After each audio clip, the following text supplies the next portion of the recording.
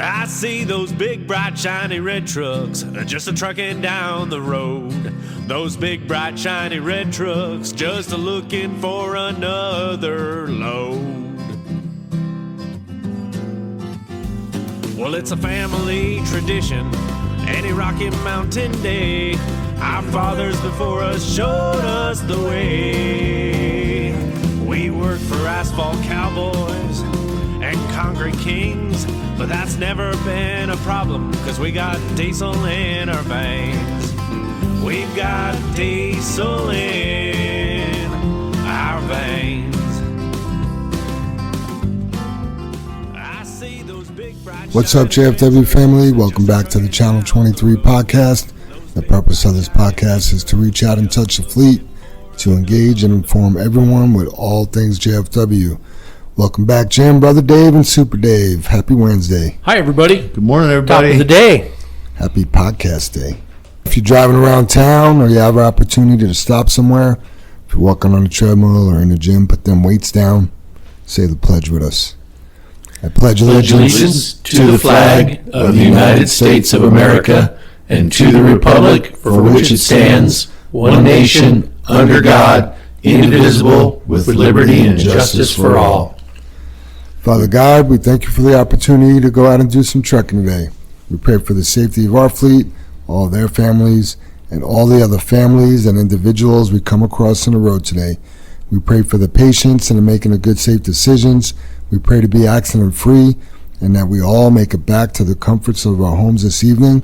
We pray for healing and 100% recovery for all of our family members that are ill. No matter what, we trust you, God. It's in Jesus' name we pray. Amen. Amen. Amen. Jim, were you going to say something right before I started the prayer? I was. Sorry, Jim. Didn't mean to It's okay. interrupt you and jump in there, but me and Dave had a party we went to of some friends, the friends that I went to high school with. But anyway, the couple split apart. It was kind of a couples party, and the men were at this table talking, and the women were over here talking, and we were solving the world's problems. You know, we had. There was all the geniuses at this table and stuff, and one of the gentlemen spoke up, and it just reminded me about the Pledge of Allegiance. He kind of thought whenever they removed that from the school is when our problems started. That was his thing about solving the. That was the catalyst. That was the catalyst when we removed the Pledge of Allegiance from the schools. That we needed to put that back in. So just saying it just made me think of it because I said it for years. Yeah, I always had to say it. Right, you stood at, like, you got up out of your desk, you stood there with your hand on your heart, you looked at the flag in the classroom, and you said the Pledge of Allegiance. Yeah. When did they take it out of schools? It's not all dependent schools. on every school. Yeah, it's not. Yeah, all I think they say it in more schools than we think they do because I know Bella's school does it. You said Sam does it. Yes, Yeah. She's in public school. Yeah. Absolutely, she's in public school. And is it something that kind of brought back? I mean, did it disappear for a while? Sam had it all throughout. He said the only thing that was weird was in high school. You know, he said it was definitely optional. Yeah. And you could tell who cared about it because, like, it could be going off and you were walking down the hall and some people stopped and some people didn't. Right. You know, but I mean, who knows their paradigm, right? I mean, they may have been late to a class or need to get in and do a quiz or who knows, you know. Or maybe their parents are a professional ball player that just doesn't believe in standing for the pledge. You just never know, right? Do you, Jim? Yeah. Special thoughts and prayers to Manny and Rich Brown. They both have a surgery coming up on the 9th. So, that is coming up. Rich was here last night. I didn't get a chance to talk to him, but he was here last night. Was that the other knee, Dave, or Jam that he's getting done now? Is that I believe so, yeah. right? He had one done. Yep. And then Manny's finally getting in for his back surgery. Fourth one. Number 4. Yeah. Wow, you guys. Wow. Yeah, prayers Yeah, to you prayers guys. that it works, right? Yep. Yeah, get some relief. Man. As a reminder, anything you hear on today's podcast is just the opinion of the men in this room. It's not JFW's opinion. So, episode 147 was up a little bit from the week before, 278 downloads. We have 80.4 thousand total downloads and 628 followers. Good stats. Do you guys remember a couple years ago I had a bout with insomnia? Yeah. Yeah, well, that's back. So it really is. So I talked to my doctor the other day, and he told me insomnia is a very common condition. So I'm trying not to lose any sleep over it. It's not working. You are so smooth, Jam. You get me hook, line, and sinker when I'm like, oh, really? Bummer. You got insomnia back. Well, I'm not sleeping good, so that's why it's pretty funny. Yeah. Then it hit me. I'm like, man, that's his dad joke. Son of a. I got a radio joke if you want to hear it. Let's hear it. I hurt myself trying to measure radio frequencies the other day.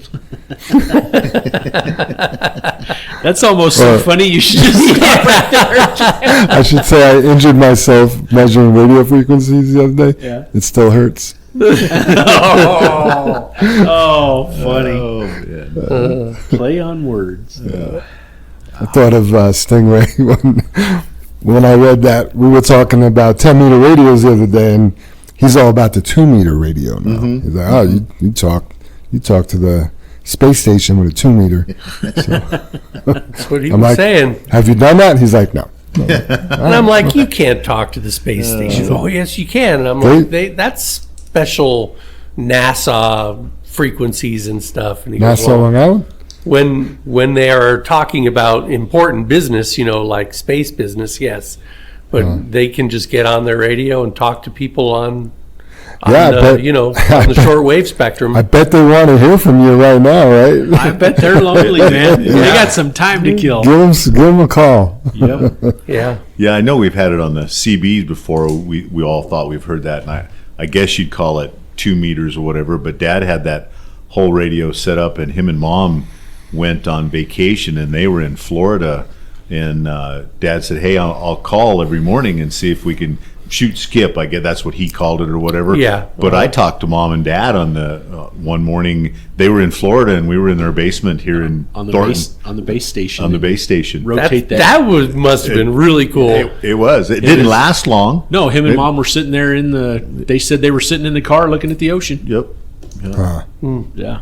Yeah, to actually talk to somebody that you wanted to talk to instead Right. of some jackass out there shooting skip on the Highway. Yes, exactly. Radio. Can we just change channels? Can you go someplace else? Oh, that's funny. Oh, I ran across the joke the other day. So Jesus and Moses and this elderly gentleman were out golfing, and Moses gets up and he hits the ball, and terrible shot. The ball heads right for the lake there, right for the pond. Moses runs up, parts the water. The ball rolls through the lake up on the green. Jesus looks at Moses and says, "Man, Moses, nice shot."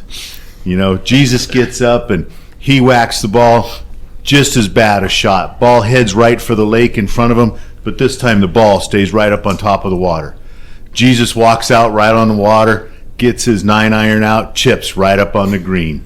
Moses looks at Jesus. "Nice shot, Jesus. Way to go." And the elderly gentleman, he's standing up there looking around, taking all this in, and he gets up and hits the ball, and it's a worse shot than Moses and Jesus's. And all of a sudden, he only hits it about 40 yards, but all of a sudden this big wind comes up, blows the ball right in the water. Then they look over there, and this fish comes jumping out of the water with the ball in its mouth.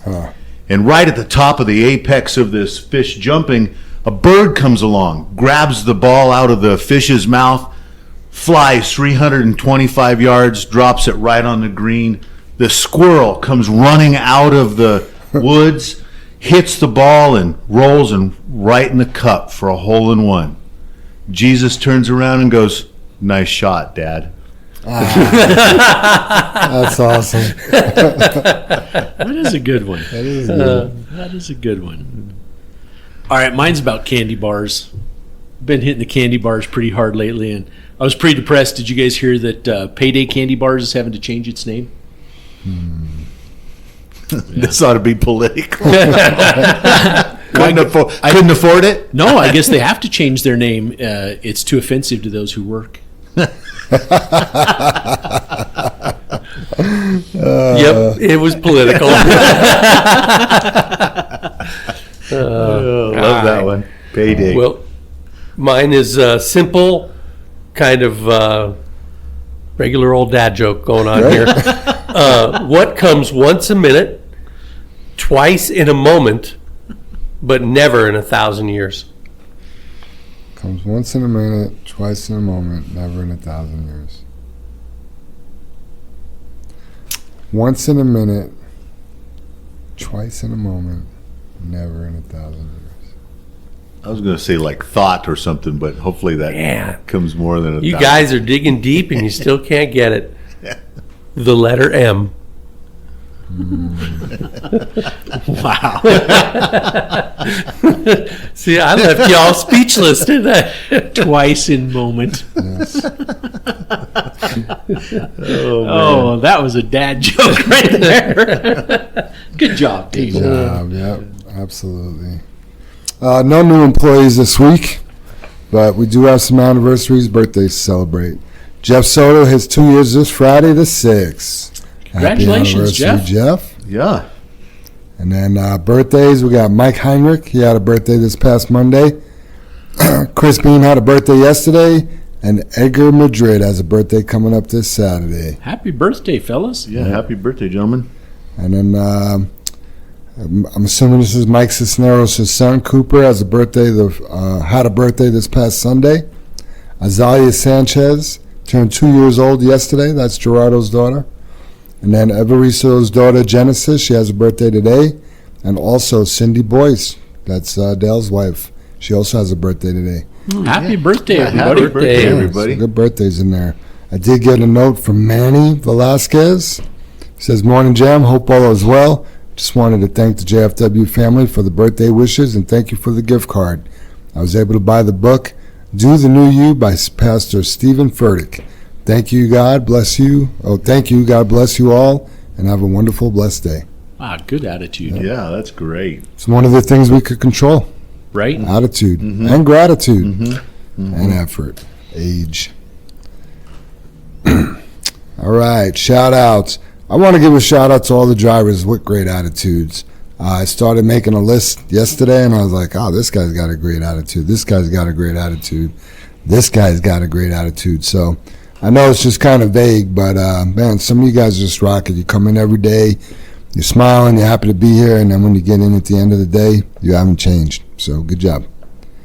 And But- then That is really, like you said, Jim, that's something you're in charge of. You're in control of. It's all, and to have that, and because I know several people just thinking right quickly that what a pleasure. It's Yeah. a smile at the beginning, it's a smile at the end, and Yep. it just doesn't matter. Yeah, good stuff, Jim. Absolutely. Yeah, my shout out, I want to mention a shout out to you, SD, and Jackie, you know, for the loss of the family members. Tough, a little bit of a tough time right now. And, you know, I don't think you mind me mentioning, but Jackie lost a cousin and an uncle on the same day. And that's kind of tough, you know, not different situation, but it happens. And, you know, just my prayers and thoughts go out to you and Jackie. Oh, thanks, Jim. Yeah. Absolutely. Yeah, it was a surprise for one, and her uncle was 90. Or I think, actually, he had a birthday. I think he was 89. No, he was 90, almost 91. So he was in hospice and all that. But the cousin, completely out of nowhere. Yeah, but 77, I still think you can live longer. I think that's a good life, Dave. I don't know. Maybe if you got all your stuff done, maybe 60 is a good life. I don't know. Maybe I shouldn't judge it that way, because when I'm 77, I hope I'm going, I got a lot of shit left to do. You know, Yeah, I don't want to go yet. Kind of the way I'm thinking. I'm like, gosh, it's only 13 years out for me, or 16 years out. Sorry, but Right, Dave. Yeah. Yeah. I guess I shouldn't. yeah. I don't know. 14 Judge years. that way. Still We're a at loss. the end. Yeah. How do we want to spend our days? Yeah. Omar Reyes wants to give a big shout out to Emilio and 0045 for turning around and helping me make new holes and install my mud flap. So thank you, Emilio. I'll actually give a shout out to Omar, not business related, but he did come and take my class the other day, and he won the shooting competition at the end. So shout out, good job there. He did make a mistake and challenged me after that. I won't say what happened on the air, but he did a good job. And then my daughter, shout out to Bella, because she came and shot it with the adults. She didn't come to like the lecture part. She came to just shoot the class because she's at that level now. And there was a lady, she was struggling with the 9mm. So I asked Bella, I said, hey, Bella, that lady's struggling. Would you mind lending her your 22 and you could shoot the 9mm? Okay, Daddy. She shot the 9 the rest of the day. That's it's awesome. Crazy. Yeah, she's a little gangster. Yeah, that's awesome. Yeah. Tracy wants to give a shout out to Linda for covering the whole weekend so he can enjoy the holiday. So that is awesome. thank you, Linda. And then John Moore wants to give a shout out to Jim, BD, JR, and myself for helping him change a mud flap yesterday morning. So Yeah, I added to that, Jim, that I wanted to give the shout out back to John because he's been struggling with his truck lately, and it's been hooked and unhooked, and his trailer's been missing and all that kind of stuff. And I know John, we've all had some bad mornings where he's frustrated and stuff like that, but he had a great attitude yesterday. he did have a good attitude. You know, he goes, we'll get it figured out. We'll find my trailer, and I hooked his truck to the other one. And, he was like, I'll get it, Jim. And I'm like, no, I'll come help. Wow. It's another good attitude. And it's frustrating with the breakdowns when you have to keep taking it back. Yeah, and John's a Boy Scout. He's not putting a mud flap on his trailer. Yeah, first that thing was in the other morning. thing. Yeah. You know what I mean? He's one of the guys that he's a Boy Scout. He would have done that at night if it was his trailer, not at 5:30 in the morning, No, right? right. No. And clearly you're like, why is John here in the morning? John's not here in the morning. Right. So you got to go help a guy like that he's not here 3 mornings a week with a problem. Yeah. So And the trailer too. I'm sure he would have gotten through the day with it. 'Cause Right. He just wouldn't have tore the mud flap. Right. But it was aged. It was tore on both ends. And I said, John, do you really need to change that this morning? He goes, my luck. He said, I'll catch something on it and tear it off. And he goes, it needs to be done. Being And proactive. there's your Boy Scout. Yep. It needs to be done. So Yep. thanks, I John. appreciate the shout out, John. I just got a bolt. I went to the bolt drawer and I got a bolt. So it wasn't. Well, I think he joked. He said, "How many people does it take to change a mud flap?" All of them. We were just all walking over there. It was It helped. yeah. You know what I mean? It makes it gotta faster. get it done. So yeah. No doubt. Talking to a driver yesterday on a one-on-one meeting, and he had brought up he's noticing people coming down from fair play loaded heavy. If the speed limit says 55 miles an hour, I mean that's for cars that are not loaded. If you got 92,000 pounds and the speed limit's 55, you don't need to do 55. You are able to do a slower speed limit like 45.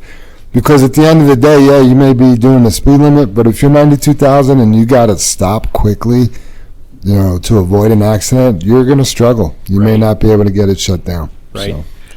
On that note, you guys, anytime you come into a corner, if you're going down a hill, those speed limits signs that are not the official speed limit sign, they're special for that corner. The yellow ones? Those yellow ones, that's for a car. Right. Those are suggested speed limits for cars. Yeah. Yes. Not for big trucks. Good point, Sue. Yeah. I want to back up to shout-outs, Jam. Every week you ask, do you have any shout-outs? Not this week. We just went straight to discussion. Sorry, bud. I'm throwing a shout-out to Dan Coleman. He had kind of a surprise back surgery a week and a half ago, and he's in rehab now. And hopefully things are you're on the, I don't want to say the downhill side, but you're almost to the top at getting rehabbed and being able to go home, Dan. So shout out to you and your family, buddy. Sounds like you were a warrior and went through some shit there for a couple days for sure. So Sheesh. A anyway. surprise back surgery. What is that? He was.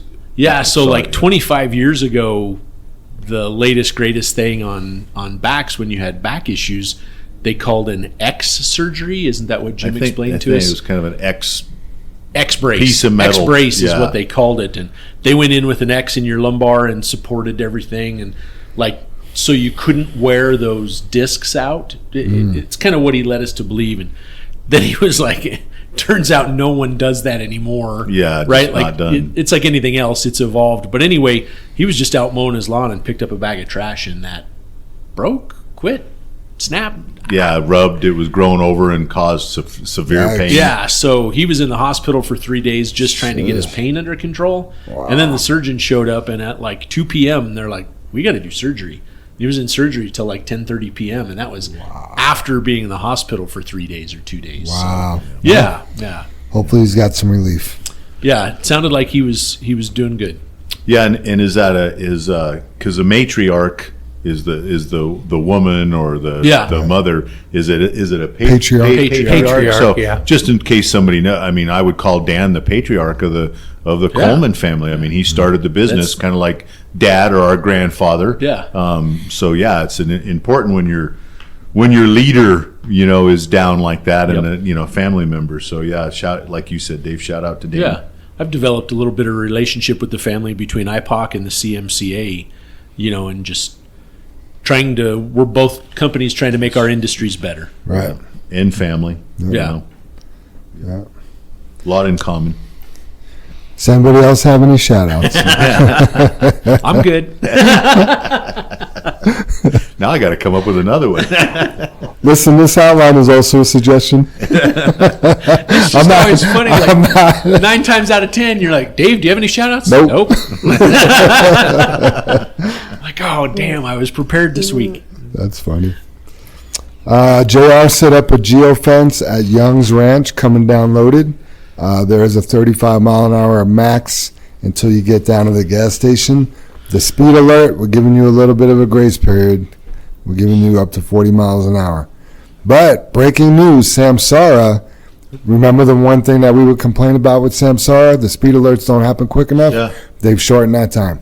So we will get those sooner. Yeah. I want to know why, if it says 35 miles per hour max, but we're setting the alert at 40, and that's an 8% or 9% grade. Why is that? It's like it's even like capitalized here, 35 miles per hour max. But we're at 40. JR, will you please change That's the that speed to limit 35? that was given to us by the mine, right? It was It posted is right there. Is it now. posted? Yeah. Yeah, It wasn't though, Dave, and then it became posted. So Central City and CDOT they're all over that Central City Parkway with the gamblers going up there, and mainly the buses. I mean, the buses with 100 people on them, or however many fit on the bus. Let's be 60. careful. maybe JR is just being positive that if he sets it there, we just won't get any alerts. Yeah. But if you hit that, you're a dumbass. I don't know, that to me is like, well, the Because max max is 35. I'm going to set mine at 39. That's what I think hear. I'll go 34. JR, I'm not saying you should do this, but maybe drop the speed alert down to 35. But honest, you guys, let's be completely honest. Who the hell's taking that road up to Central City? Isn't everybody going up the canyon to Black Hawk? I mean, my gosh. You don't think when they opened that highway up, that was like a big relief for most people go that It was way? a huge bust. Oh, really? It was Oh, I all didn't over the know that. news. Yeah, I didn't know Because that. by that time they had already built like the bigger hotels in Black Hawk, and it was too little, too late. I think Huh. Sure, a nice Interesting. road. Yeah. it's a beautiful road. Yeah, I meant to tell you, Dave, kind of talking about the geofencing, and when I was talking to Jim Coleman, we were just talking about the super dumps and remembering all the stuff, raising your axles, dropping the solos or however you want, whatever axle you want to call them.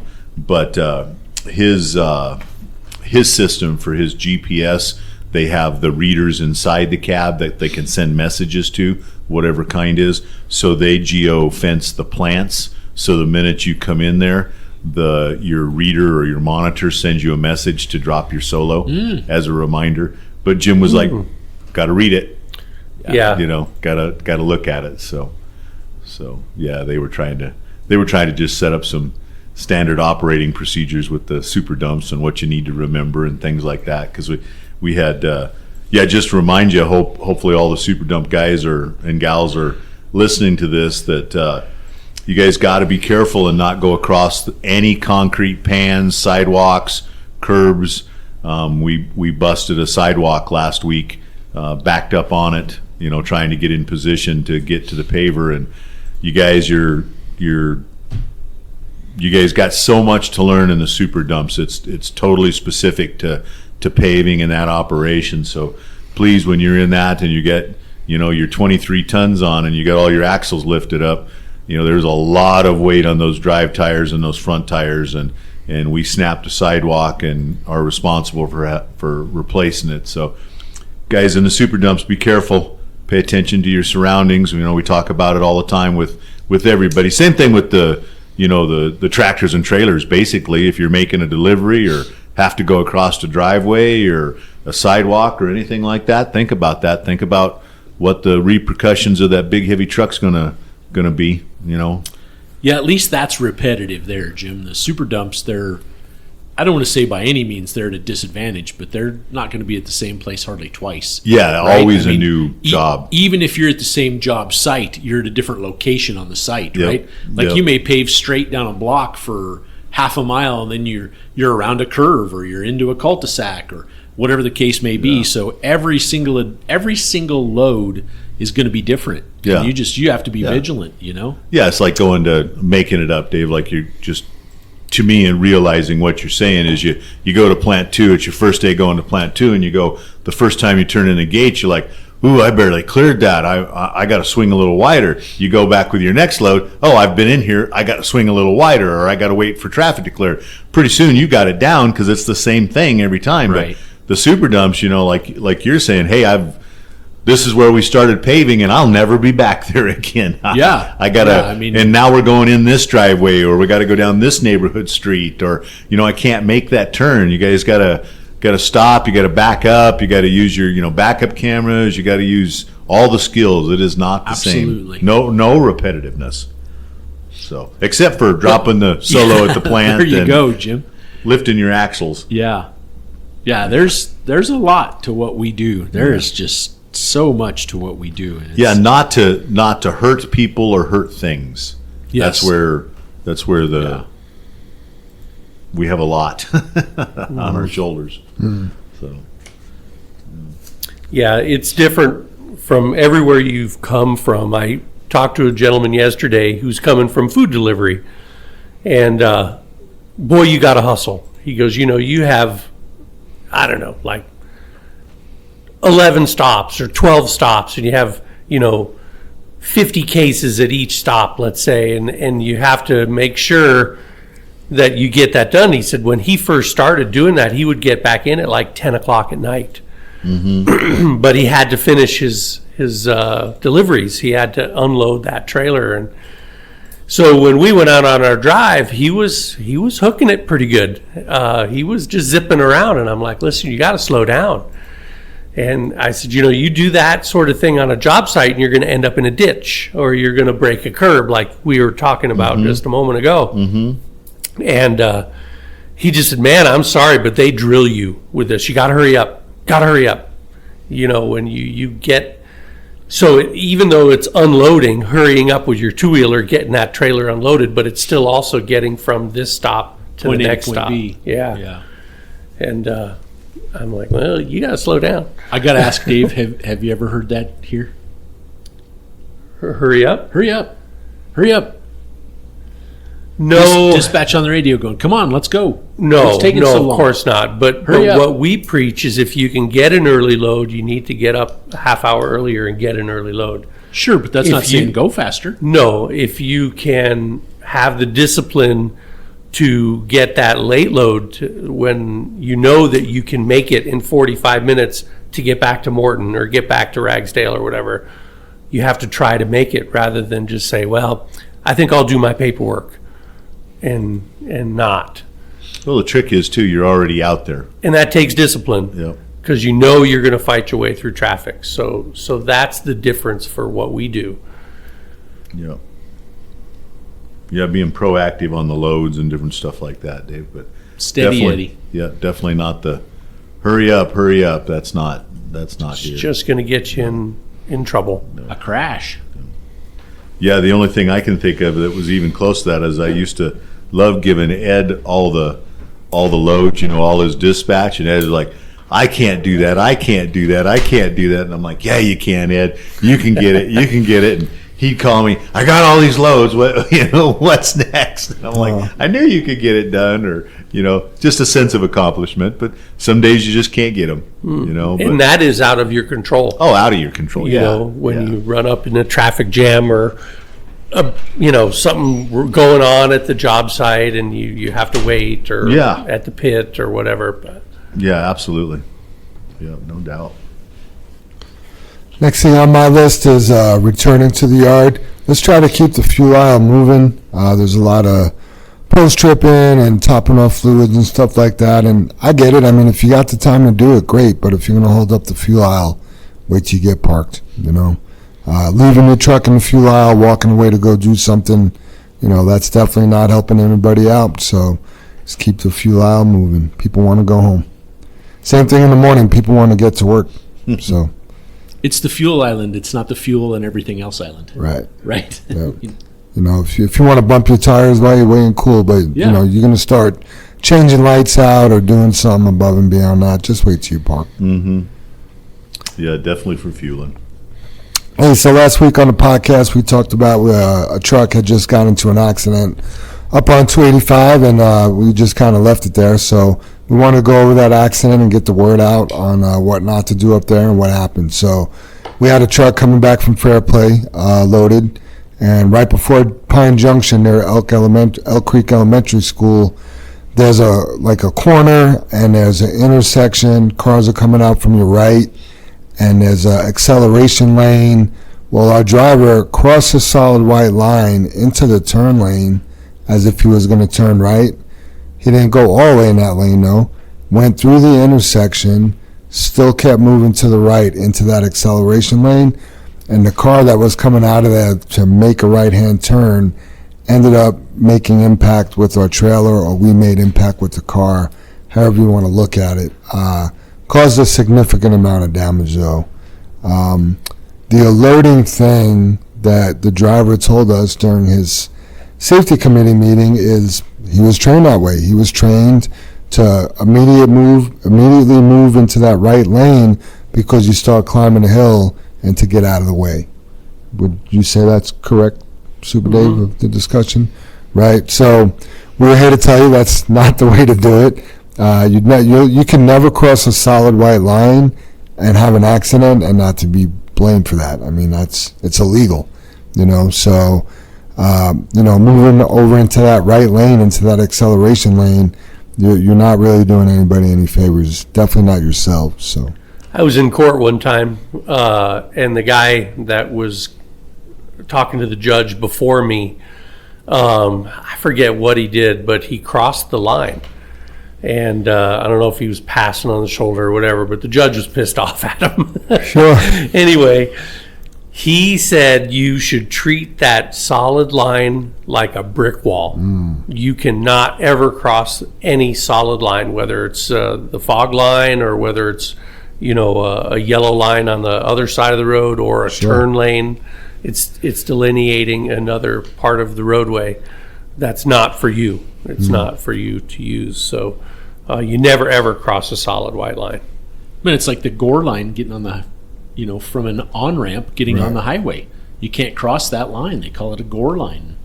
And it's a solid white line. We don't cross it. Sometimes it's two solid white lines before it gets to that one. True. Yeah. That exit coming on, getting on Federal going eastbound onto Highway 36, I mean, that is violated every morning. Oh, it is. It's a long in one, the too. biggest way. Like, Yeah. it's just such it's such a bad get on ramp. But man, people aren't having it. As soon as they get a chance to get on the highway over there, they're coming across. Yeah, it's like the wall ends and here we come, right, Jam? Exactly. Yeah, the ditch ends and it's time to go. Yeah, the 270 here going to the meetings, they've realized that, or CDOT has, Jam. They talked about like the 76 270 eastbound piece on 270 over here. They're going to run solid walls. Oh, wow. That's how they'll keep people in the lane. They'll force you to go all the way down and then merge over so that traffic's not, that like the problem right on everybody coming off 76 right there and shooting over. But we talk about it all the time. We talk about it on the podcast. You guys see it out there driving. But I love how they cross the solid white line to get clear over to the fast lane, and the lane right in front of them is empty. Right. The slow lane. Yeah. And you just can sit right there and Right. I mean, it's such a trip. I mean, Yeah. we have a contest on the way in, set the cruise control and stay in the slow lane and see if we can make it in without ever Stopping. Yeah. Slowing down. Yeah. Kicking off the cruise. And you usually can in a slow lane, and that's 5 to 10 mile an hour over. So you're setting your cruise at 60? No, 55. Okay. Yeah, I bet Don't you we know have a that. 5 mile an hour buffer? The thing is, if you're doing 55, you won't have to slow down because everybody else is doing Oh 75. yeah, if you set it at 55, you are getting passed. I'll have to. Yeah. In fact, we did pass some people at 55 this morning. Really? I think they were a little slower than 55. they could have I been, think but they I'm were like, the 52, 53. yeah, I told David like, ooh, they're going the speed limit. Wow. That's not good. Yep. Anybody going slower than you are idiots. Anybody going faster are maniacs. Yeah, yeah, So, yeah. My own little world, right? yep. Yeah. Getting back to Bubble. the accident, luckily there was no injuries. Yes. There was a child in the back seat and in a car seat that kind of really put things in perspective for our driver. But yeah, I mean, bad situation. I can't say it ended up as good as possible because there's damage, but at least nobody was hurt. Nobody was hurt. But we do need to get the word out over there, and trying to build, the other thing was talking about is building momentum, to get up that hill. You're not going to build enough momentum to make a difference. Momentum? Yeah, no matter how fast Yeah. you go at the bottom, you're going to crest the top at the same speed. Yeah. If you saved 3 seconds, that's impressive. Yeah, maybe. Yeah, So- yeah. Go ahead, Super Dave. Well, I was just going to say, so that was what I was going to touch on next. You think you're carrying maybe 3 or 4 miles, maybe 5 miles an hour extra to stay tight on that corner to get a run at that hill, but you're going to lose that momentum in the first third of that Right. hill. By the time you get to the halfway point or the second third of that pull, you're going the same speed. You've lost it. Yeah. You will never carry that Right. momentum. I mean, in that situation, Yeah. because it's too big a hill. Yeah. So I got to ask though, you're moving over this, supposedly trained this way. You're moving over. Why are you moving for the momentum? Why are you moving over to that lane? You've crossed a solid white line. Why did you move over to that lane? Because your momentum isn't that great. But if you have the same momentum, You're killing me. if you have the same momentum out in the other lane, Hey, it's better than the politics. Oh my goodness! come on, you guys, help me out here. I got a really serious. you almost screwed it up too, Jim.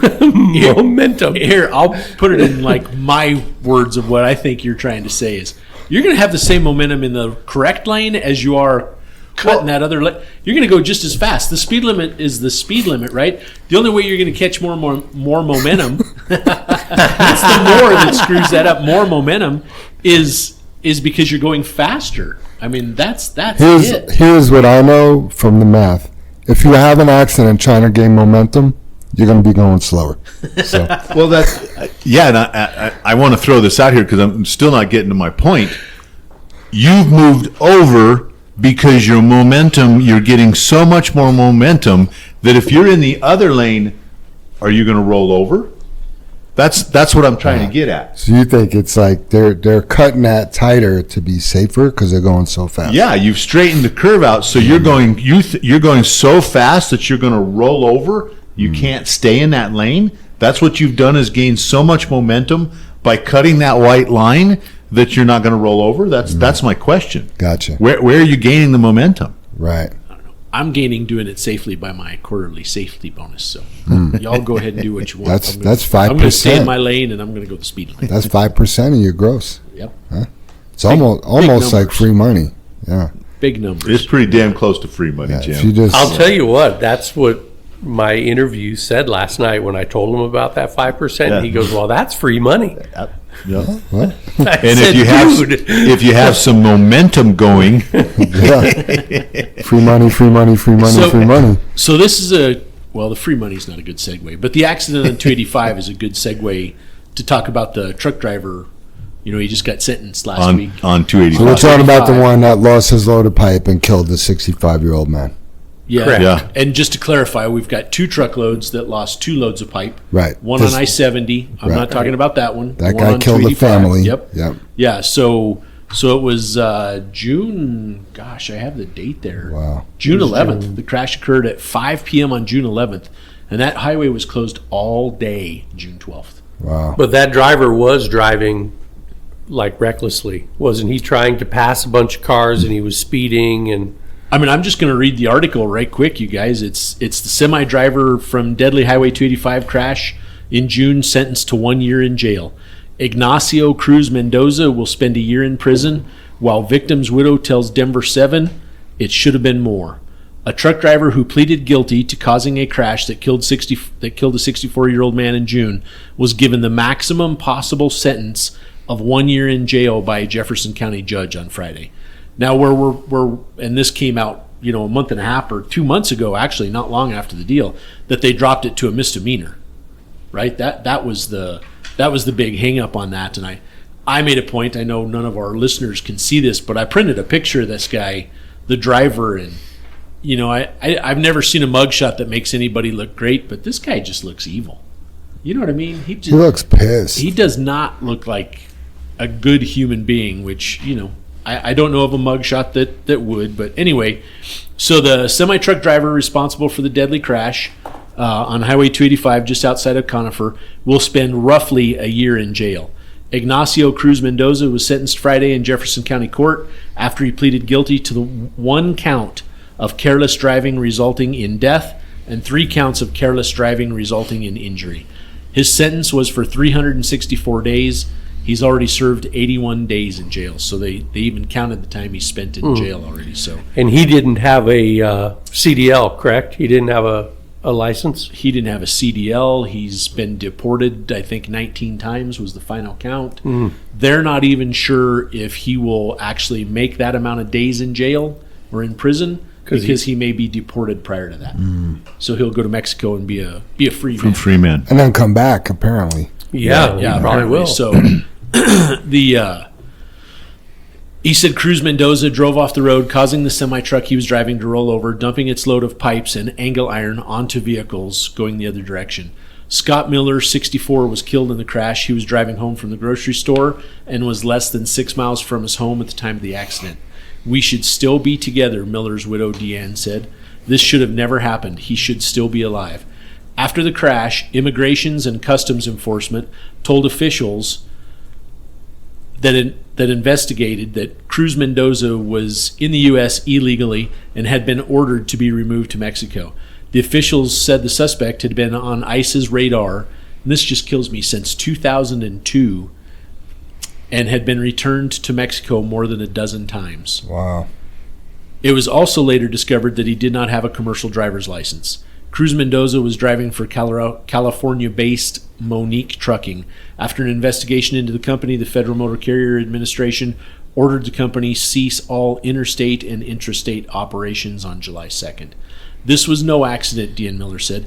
"Accidents are when a tire blows out or a deer runs across the road. He deliberately got into that truck. Monique Trucking Company deliberately put this man behind the wheel of a truck." Prosecutors said Mendoza's brakes were not working properly and he did not shift into the correct gear, leading to the crash. Despite this, Cruz Mendoza only faced misdemeanor charges.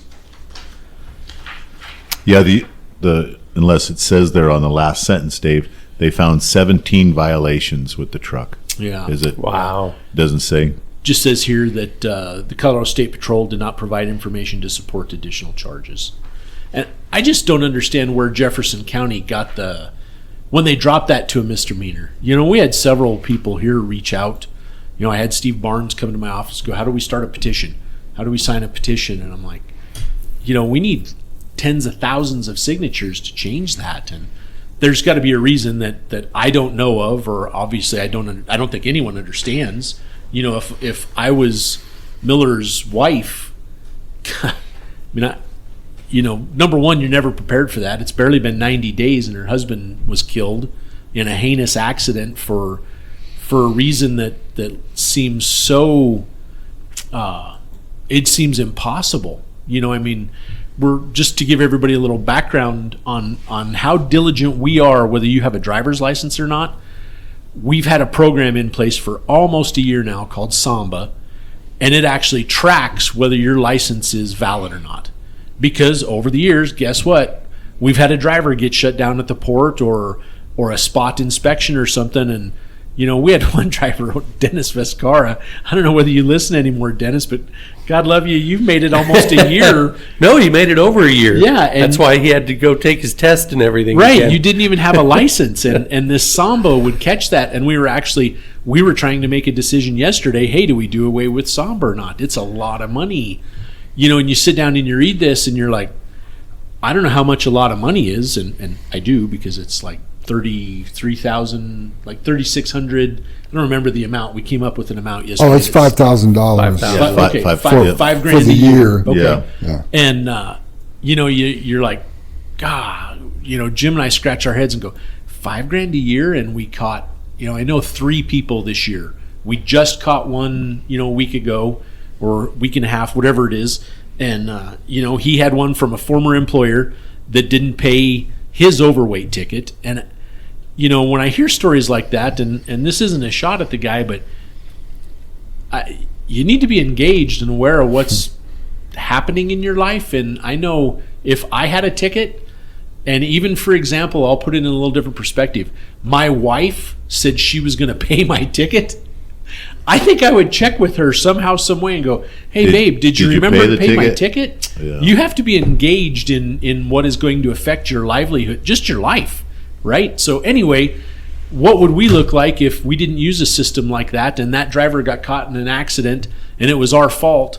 We would look just like this article, So, I mean, here we are trying to decide, do we spend $5,000? And it caught one person in the very beginning, like almost instantly, like in the first week. We caught somebody. Then there was a random one there in the middle, and then this guy, a couple weeks ago. So we paid $5,000 to catch 3 people. When does it stop, right? When we think everyone would be as engaged in their not just their livelihood, but their lives as we think we are, I guess there's just people out there that don't pay attention to things, right? Yeah, it's not funny, but just going back and forth with you guys yesterday, we were talking about, like, is the juice really worth the squeeze with Samba? Like, we don't quote unquote catch. We'll explain catch people with it. Well, that's kind of a good thing. We don't want. Right. I'm glad I'm not coming in every morning to 2 or 3 alerts of drivers without licenses. That's a bigger problem. Yeah. Right. So, but to come in, like, I'll just explain how the system works. I come in, open up Samba, and it has an alert. Most of the times the alerts are BS, like somebody's medical card expired, we didn't get it updated, or they didn't update it till like the very last day. According to Samba, it looks like their CDL's expired, and it's not. So then I just, get a new MVR, and it clears the system, right? So I look at this one, and I pull it up, and I look at the MVR. I'm like, no, this one, this doesn't look good, and it's very specific, unpaid overweight ticket in this state, blah blah blah, but the driver's license is canceled because of it. So he's driving around, no idea, because he thinks his former employer took care of it, which they didn't, like you were talking about. That could be a problem for us if we have an accident and we have an unlicensed CDL driver for whatever reason.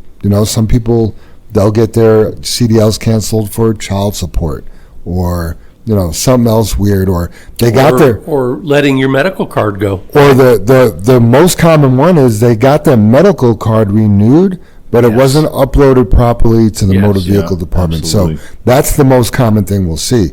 So yeah, this thing's not beeping every day like alert, but what it does catch, it is beneficial. So I agree. Yeah, I'm sitting here, Jam. We're talking about it, and I'm like, oh my gosh, I was so excited because I renewed my driver's license. It's been I'm actually looking at the date here. What was the date on that? August 6th, and I haven't received my new driver's license in the mail yet. So we're pushing 30 days, and it expires in 2 more weeks. So Wow. Do I need to run to the license bureau and go, hey, where's my license? Sounds like you're driving without a license, brother I Dave. hope I don't pop up on Samba. You should. Did you print your deal out? Because that when you renewed it, Dave, if you printed that piece of paper, that's your new driver's license until you get your original. It's just the receipt of online payment, Jim. That's And then I know the piece you're talking about. I have both of them right here. yeah. That's your driver's license. I checked when I couldn't get mine renewed, Dave. Gotcha. So Yeah. yeah. It's just they say your documents usually arrive in 10 to 14 business days and may take up to 30 business days to be delivered. Right. And I'm days from 30 days. I mean, I don't know have what it the yet. glitch was yesterday and what all it affects, but we couldn't even get a title printed yesterday from the state. Can you Right. imagine a driver's license Right. and what everything's affected? So Yeah. yeah, yeah. This whole crash, you guys, and you know the lady lost the interview I seen. She said she, obviously lost her best friend, lost her husband, and all this. And we create. Dave talks about it all the time, and we go. Here's a new law, here's a new law, here's a new law, here's a new law. But we're so either slow or inadequate about enforcing them. I mean, this guy's been on ICE's radar since 2008. We've deported him. He's back. He doesn't have a driver's license. That's against the law. The other company shouldn't have let him in the truck. He doesn't have a license. We have all these laws, but he still ended up in the truck. Right. And you like Steve Barnes, he was like, well, how do we get a petition? And how do we? You asked Dave. Why did Jefferson County drop it down to a misdemeanor?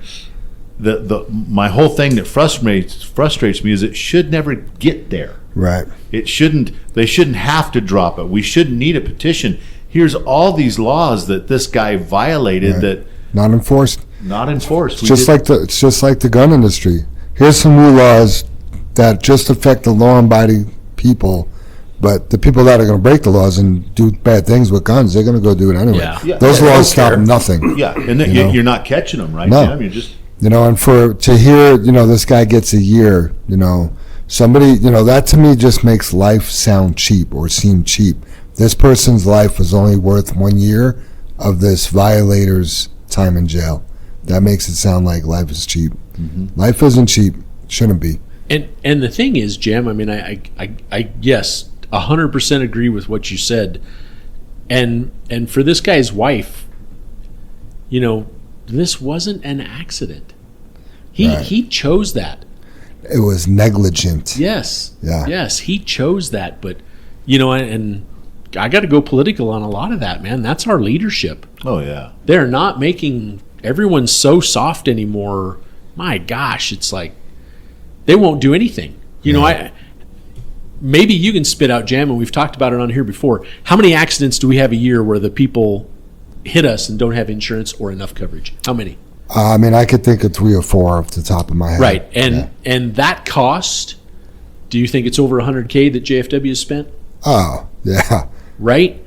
And yet we go to our legislators, and I have personally done this through the CMCA, and ask, I beg, can you do something with the insurance? And all they reply is then, if we would fix that on the insurance, a low-income person can't afford insurance. That's the answer. Well, apparently they can't afford it now. But Right. a low income person can't replace. Doesn't really have insurance, Dave. It doesn't. Yeah, it doesn't fix their car. So to me, if the government wants to help low income people be able to afford insurance, supplement them. Eventually it comes down to the taxpayers. I understand that, right? But here's the thing. I'm letting you finish your sentence Yeah, but here- before I agree with supplementing them, Jam, because that just means now you and I are going to pay for their insurance, so we're protected. Yeah, but we're not paying $100,000. You know what I mean? I mean, over time, it sucks for the,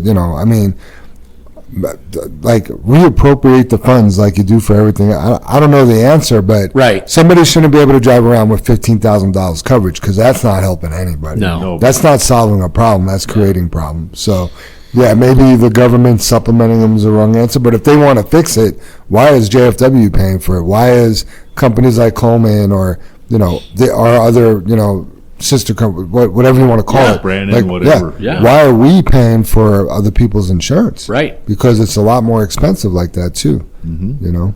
So frustrating. Yeah.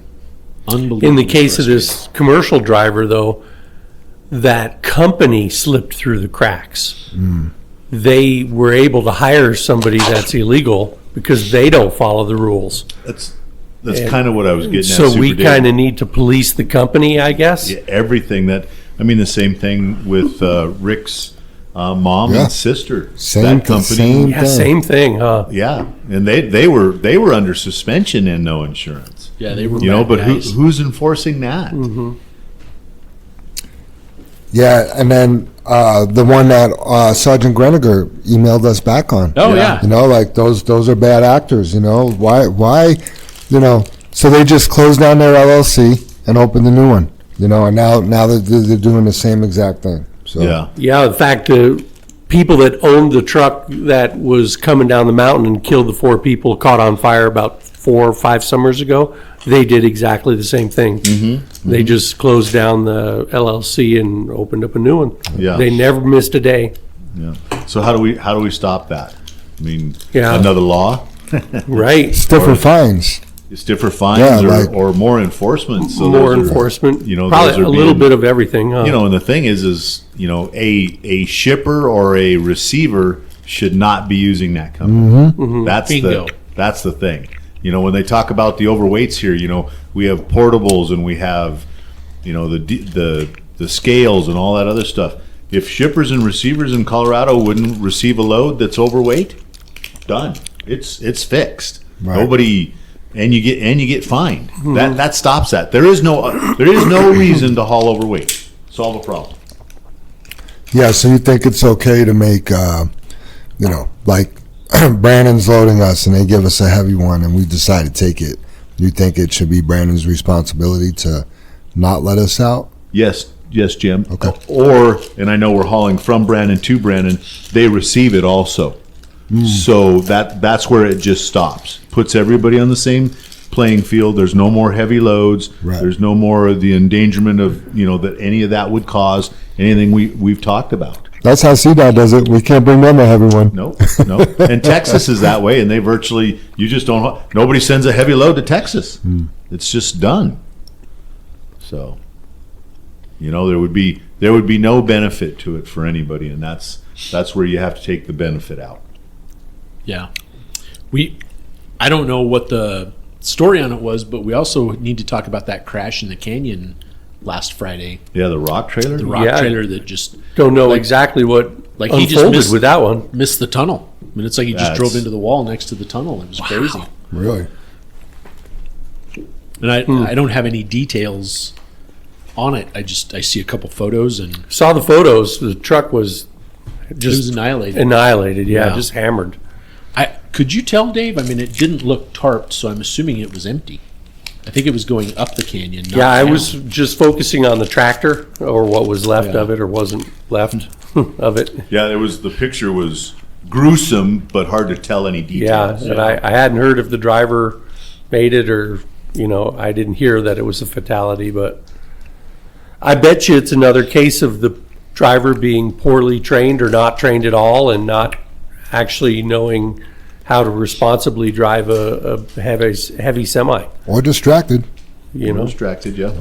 I mean, there's a lot of things we can, you know, make up, right? We have no idea.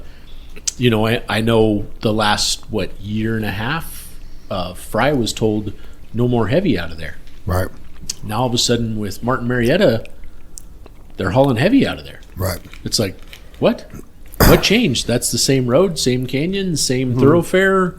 You know, that can't be good. I thought about that. You wait until a big crash happens and then Marietta, because they're usually super safe. Right? Then they'll say, oh, we can't haul over 85 down Right. there. Yeah. Yeah, for sure. Yeah.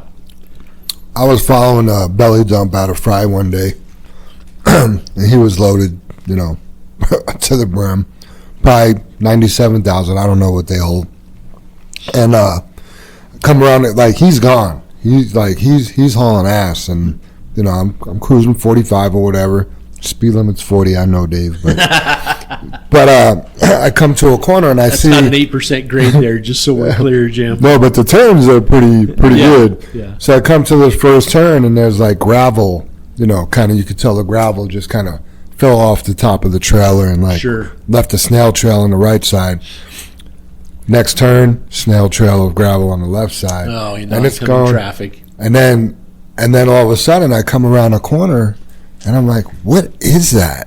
And it's the belly dump on its side. Oh, wow. Yeah. I was the first one on the scene. The guy's coming out of the window. Wow. And yeah, I mean, it's just, I hate the canyon. I love it because it's beautiful and it's cool and you're next to the water.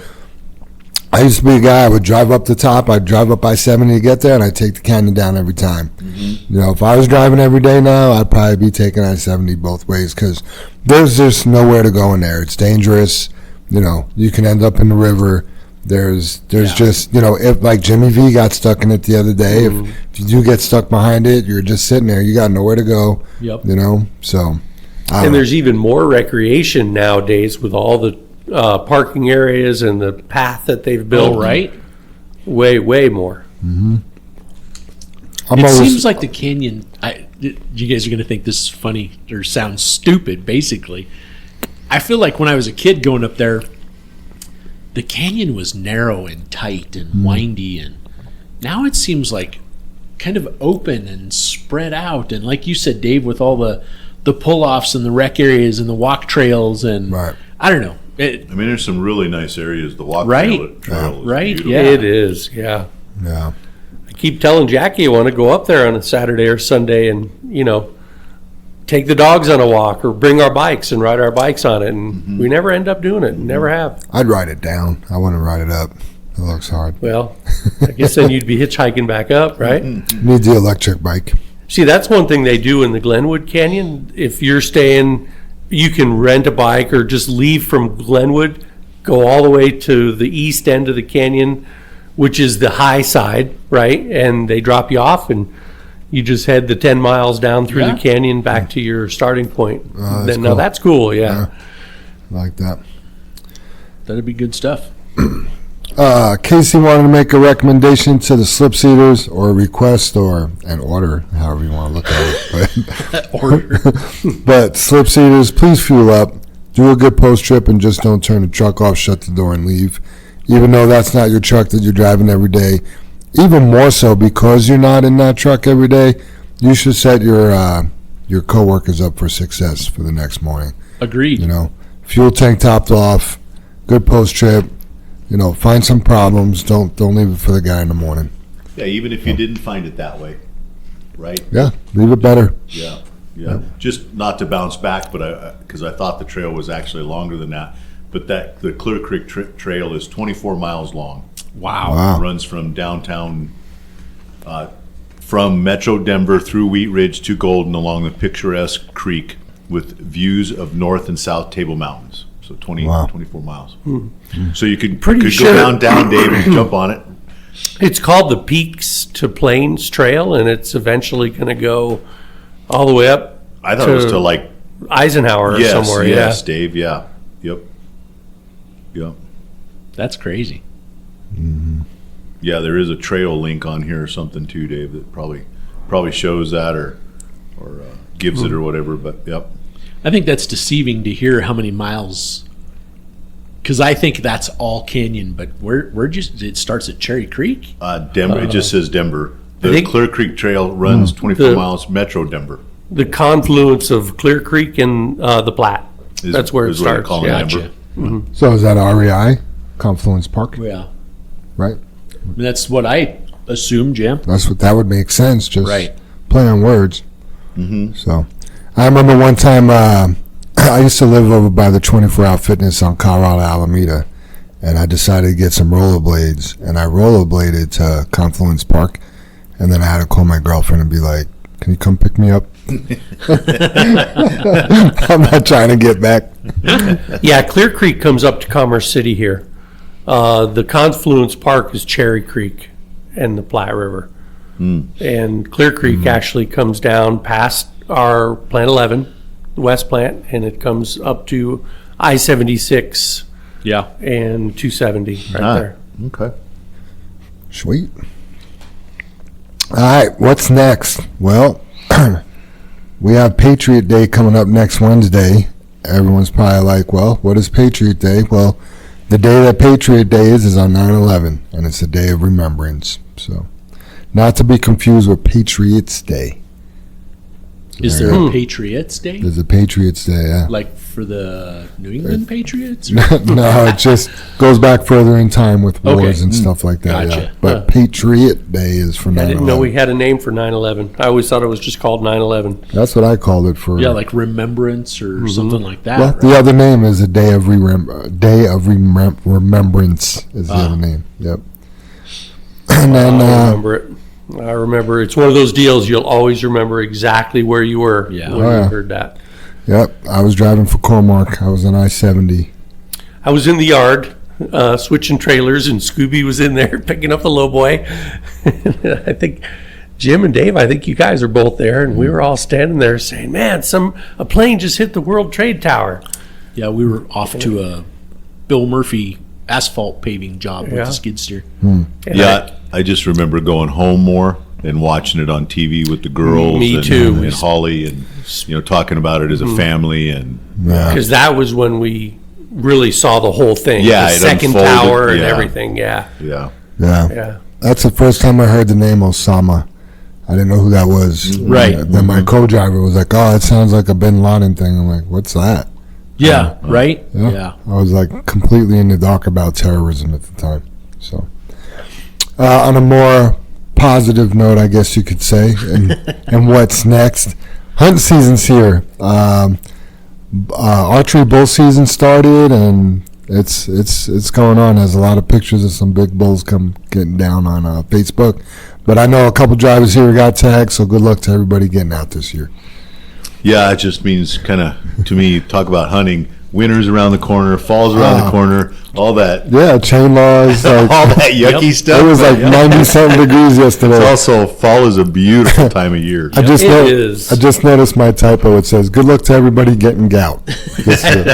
Getting out this year. I knew what you meant, Jim. I read it. I laughed to myself. And I was like, I do that. I don't wish that on anybody.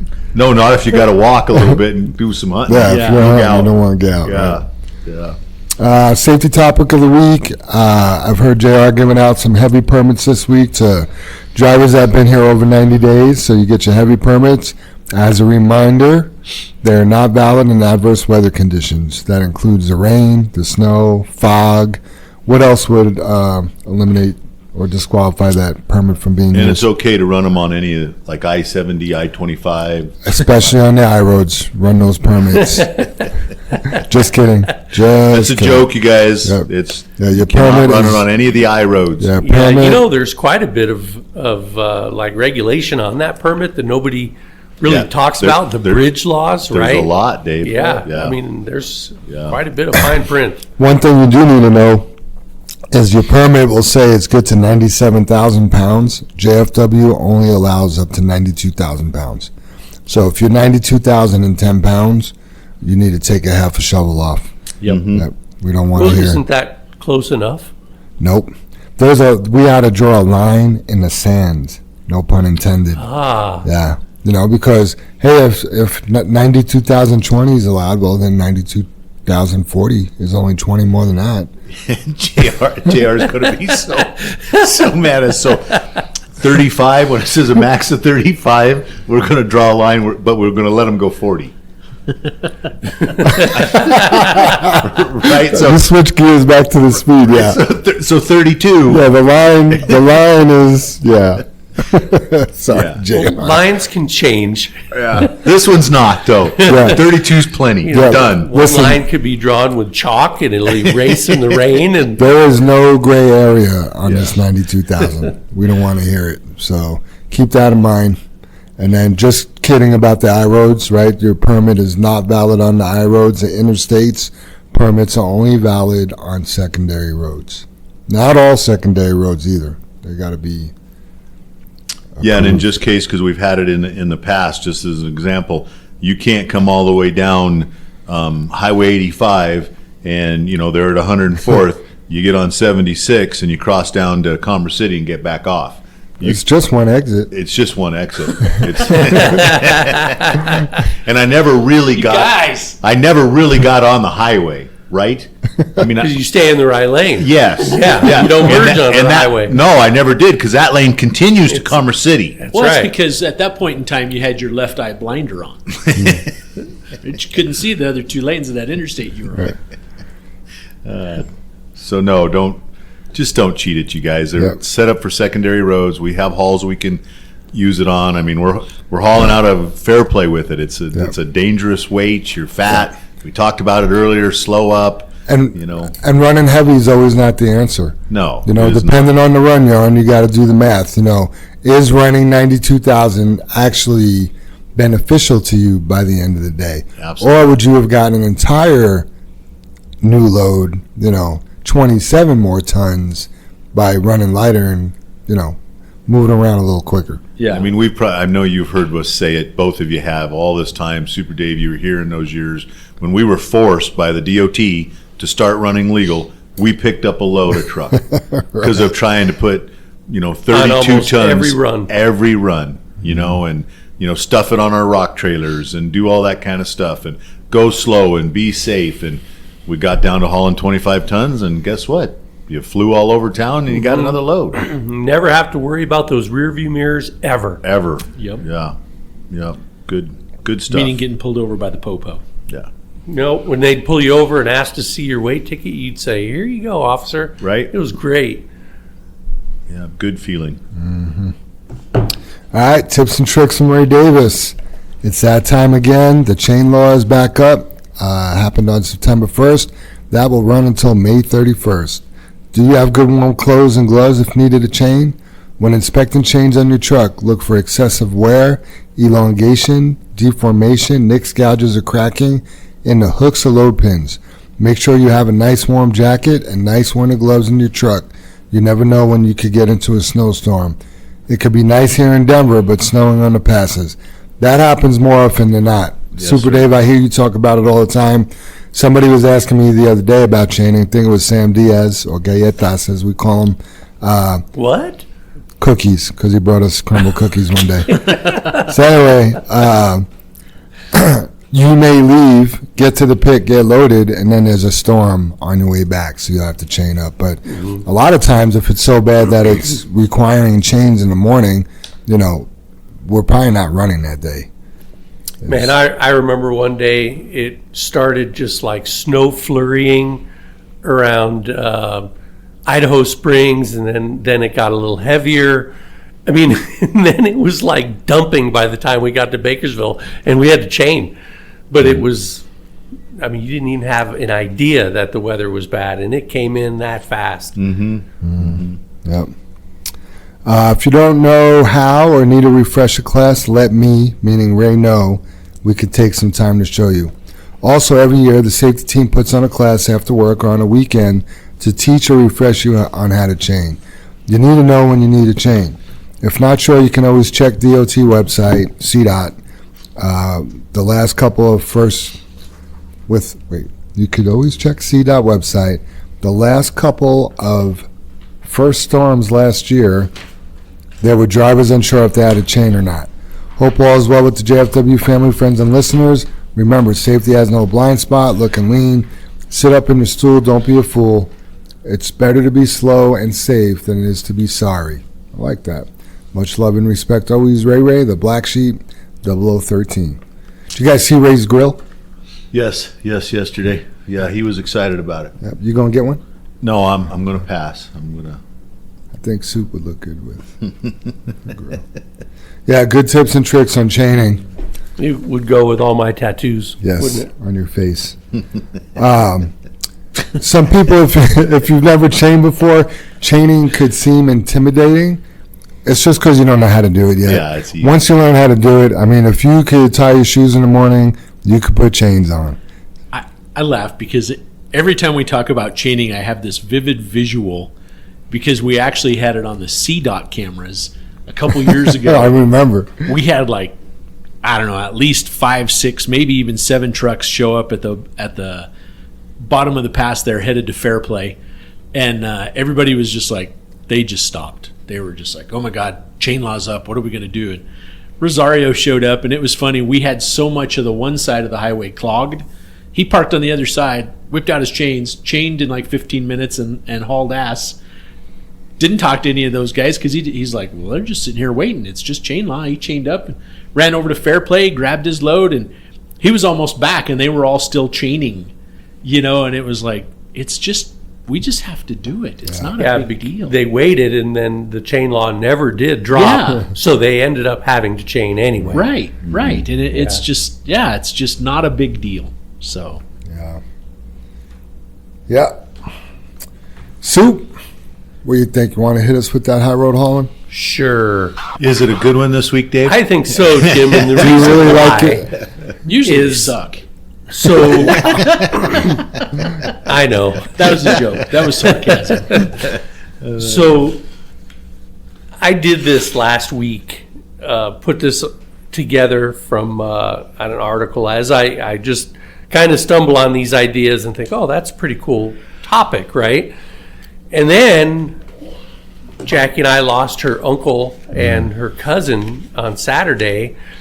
And as I mentioned earlier, he was 77, which, by the way, is the average lifespan for a male in the United States. Is 77, Yeah. Dave? Okay. And I actually researched it when I was writing this Woo, because it's 17 about years, Dave. Yeah, it's about Japan.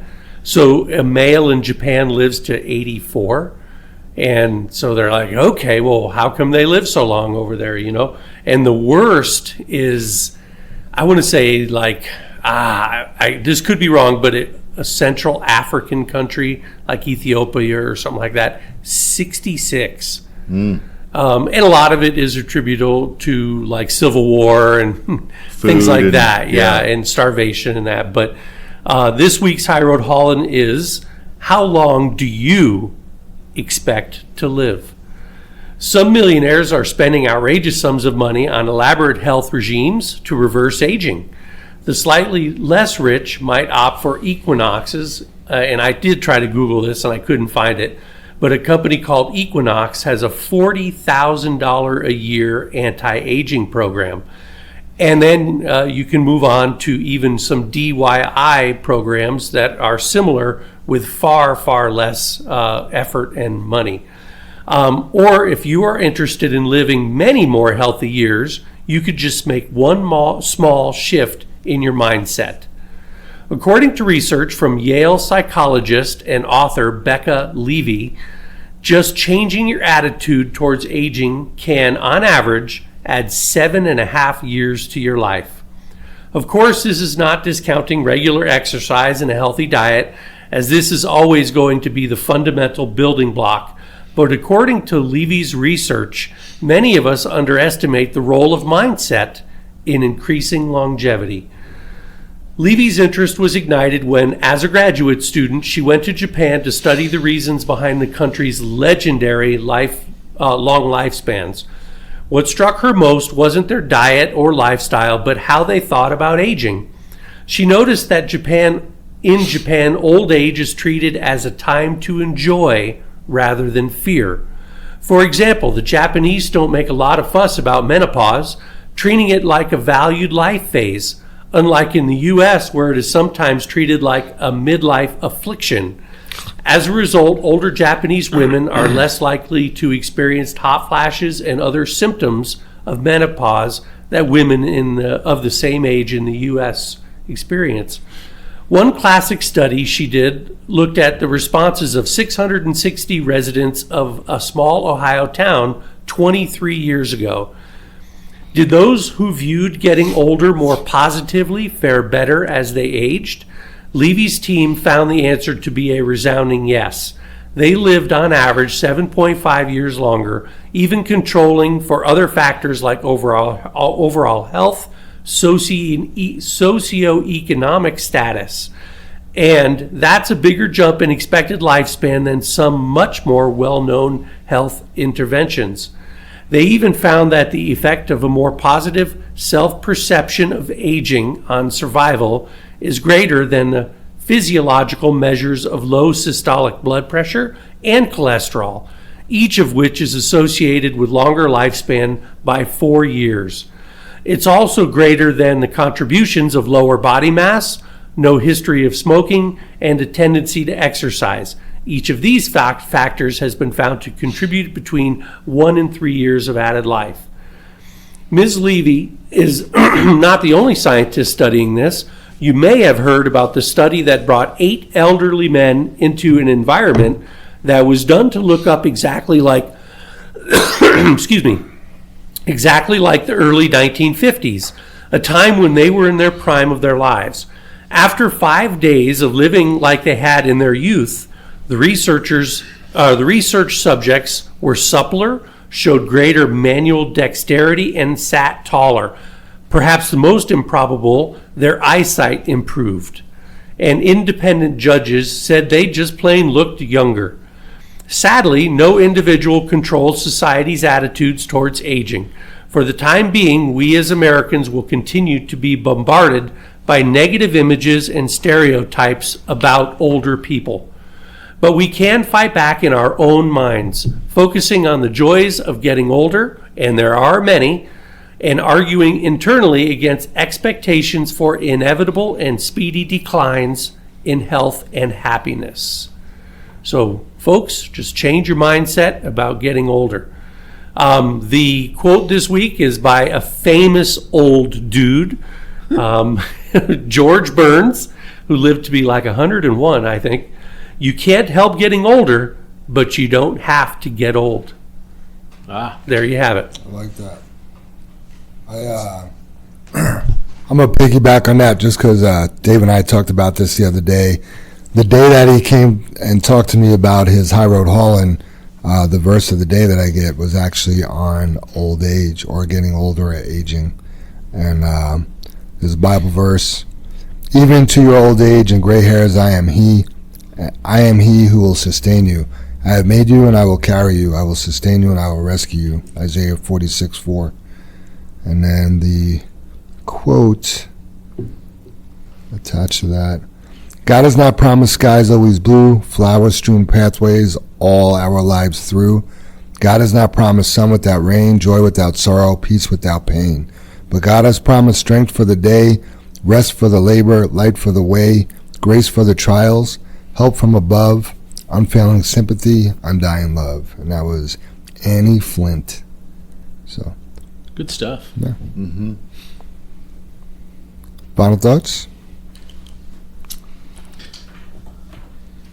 Dave, you got anything? Yeah. No, I mean, I gotta start bringing the politics back in, giving it a break for a minute. But I feel we have the most critical election of my lifetime coming in November, and maybe that's just how I feel. I don't know. Maybe it's not as important to everyone else, but for some reason, I feel this is quite the election we're going to have in November. And I guess I've been trying to come up with a quote or a saying or whatever, because what I feel is your view on the two people that are running, some people would rather vote for one because they hate the other so much. And I guess I've been working on a saying or some way to talk to people about it. And I guess what I'm kind of bouncing around a little bit here in my head is, don't let your hatred for one man overcome your love for your country. Vote for who can and will save our current way of life. And that's my interpretation. It doesn't need to be yours. That's my interpretation. But we need to come back with some common sensenality here. Our governor isn't even up for election, and that crazy freaking guy, what he's cost Colorado is unbelievable. But oh my gosh, he came out and said last week that the Venezuelan gangs is a figment of our imagination. That's how out of touch he is. And he says, Mayor Johnson of Denver says, we don't have any in Denver. We haven't seen any of that. I reached out to my cop buddy who's been a cop there for 17 years now. He says, Dave, we've seen the tip of the iceberg from the Venezuelan gangs. He said, you don't think they're in Denver? He said, that's just because the higher-ups are protected and they don't want that information out there, especially before an election. So He's like, it's going to go from bad to worse, and he said it's going to spread. So I guess, not that a presidential election is going to change anything here in Colorado, even though it will change it just on smaller scales here. But yeah, don't let your hatred for one man overcome your love for your country. That's all I got. Moment of silence to ponder that, you guys. Yeah, I on that subject, Dave, I got other stuff I could talk about, but it just, the group of people we were with the other day, and then talking with friends and family and all this other stuff, Dave, that you've asked yourself, or we've asked ourselves over and over, has it always been like this? Has it always been like this? Even the gentleman in that group the other day, has it always been like that? And we asked that, and I looked at my one friend and I said no, and he's like, well, there was tough decisions. You think about, we've been through a depression, we've been through world wars, we've been Vietnam, and all the Cold War and things like that. There's been trials and tribulations we've been through, but I looked right at him and I'm like, so when was it okay to ride a bicycle and not have to stop at a stop sign or red light? We've passed a law that it's okay to ride and not have to stop at a stop sign or a red light. That's not how it used to be. That's not the norm. That's not common sense. And then if you hit the bicyclist, you're at fault.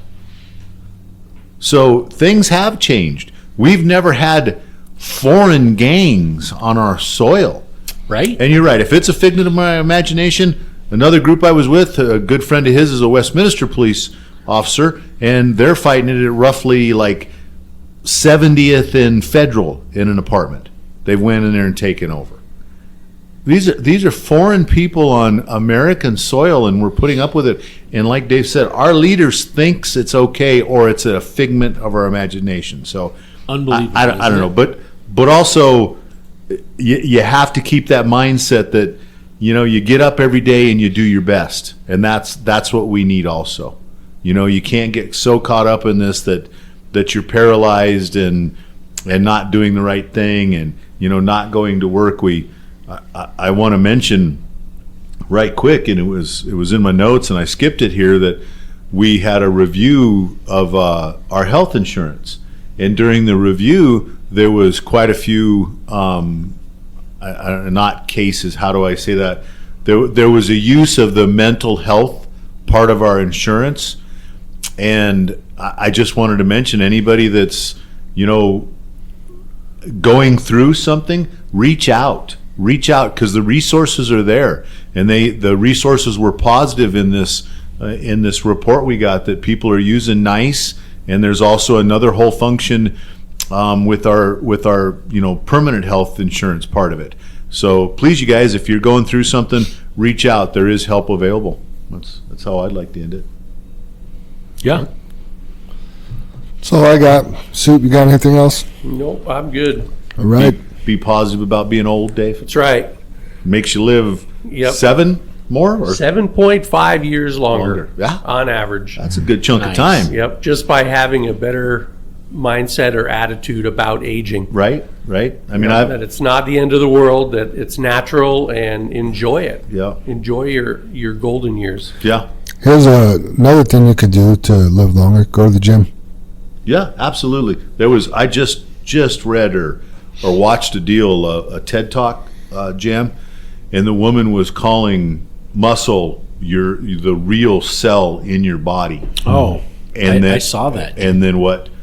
Just in elderly, for aging, if you can keep your muscle mass, it depletes, cancer and pneumonia and joint pain, and she's just a firm believer in that for aging is the muscle. Yeah, Yeah. I like it. Well, don't forget to like and subscribe to the Challenge 23 podcast. Hit that follow button. Also, don't forget to go back and listen to episode 72 to help find Amber's mom. Links to her story will be in today's show notes. I miss Amber. It's only been a couple days. A couple days, Yeah. right? Yeah. Right. Absolutely. Well, let's say the creed and get on out. Together we face and overcome all that stands before us. Together we are accident-free. Together we joyfully create honest value for those we serve.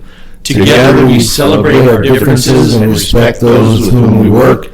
Together we are accountable for our words and our actions.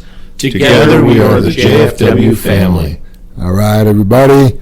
Have a great day. Be safe out there, and we'll talk to you next week. Great week, everybody. Everybody be safe.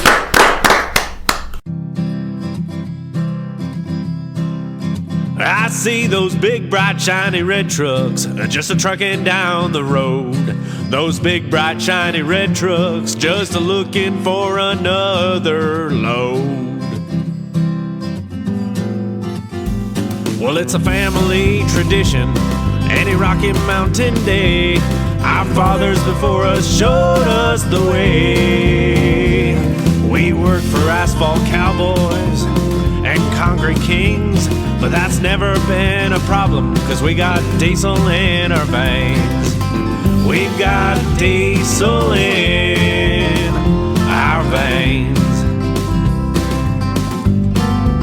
I see those big, bright, shiny red trucks just a-trucking down the road. Those big, bright, shiny red trucks just looking for another load. I hear there's a couple million tons to move. I see them everywhere. So you best get out their way and watch that sand and gravel disappear. There's another run to make. We gotta get it there on time. And we got what it takes to lay it all out on the line. We'll lay it all out on the line. I see those big, bright, shiny red trucks just a-trucking down the road. Those big, bright, shiny red trucks just looking for another load. Those big, bright, shiny red trucks got the best drivers in town. They got all the tools they need to keep that hammer down. When they hit them scales, they won't need to dodge them, won't need to duck them. They just keep that hammer down, and they keep that diesel trucking. Keep that hammer down, and keep that diesel trucking. I see those big, bright, shiny red trucks just a-trucking down the road. Those big, bright, shiny red trucks just a-looking for another load. They just keep them doors a-closed, keep them butts in their seats, 'cause those customers are calling, and those red trucks can't be beat. They've gotta put the hammer down and pick up another load. Get it off the ground, keep them eyes open and on the road. Keep them eyes open on the road. I see those big, bright, shiny red trucks just a-trucking down the road. Those big, bright, shiny red trucks just looking for another load.